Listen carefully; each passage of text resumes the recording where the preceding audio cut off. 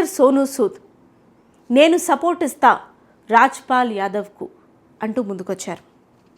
Politician Raj Pratap Yadav గారు ఆయన కూడా నేను ఉన్నాను అండగా రాజ్పాల్ యాదవ్ గారికి అంటూ ముందుకొచ్చారు.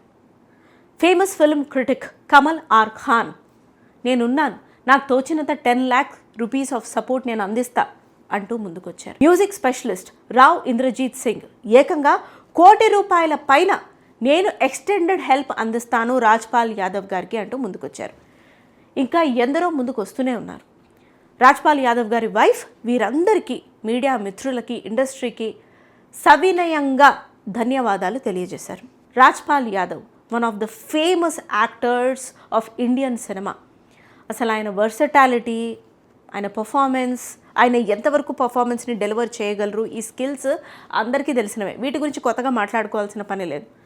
ఒకానొక సినిమా ఆయన ప్రొడ్యూస్ చేయాలి అని అనుకున్నారు.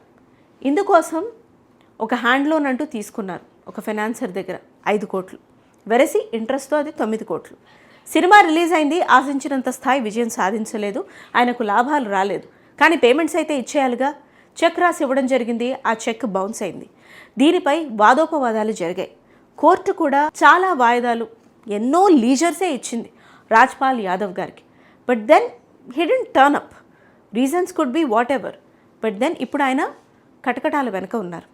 అయితే రాజ్పాల్ యాదవ్ గారు ఇది ఇంటెన్షనల్గా చేయలేదని, ఈ so called 2.53 crores or 4 crores due ఏదైతే ఉందో అది మేమందరం కొంతగా ఒక టీమ్గా, ఒక సినీ ప్రపంచం, సినీ కుటుంబంగా కలిసి కట్టి ఆయనను బయటికి తీసుకొచ్చి మాకు తోచిన అవకాశాలతో ఆయనకి సపోర్టివ్గా ఉంటాము అని ఇండస్ట్రీ అంతా తెలుపుతోంది.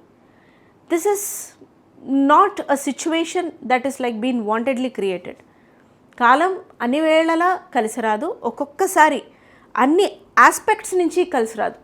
ఇట్లాంటి టైంలో అందరూ ఇచ్చే చేయూత ఒక మనిషిని మనిషిగా నిలబెట్టడమే కాదు, మళ్ళీ తిరిగి ఆయన ఏవైతే పోగొట్టుకున్నారో ఆ వైభవానికి చేరుస్తుంది కూడా.